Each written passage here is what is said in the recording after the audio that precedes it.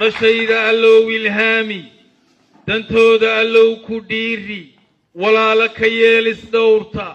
wanaag iyo samir dhitaysta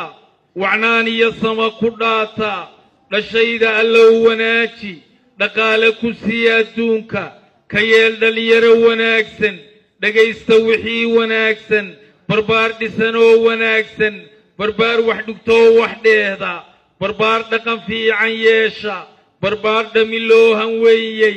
barbaar aan dhaxal xumaanin barbaar aan dhalan gadoomin barbaar xeru dhalan ahaata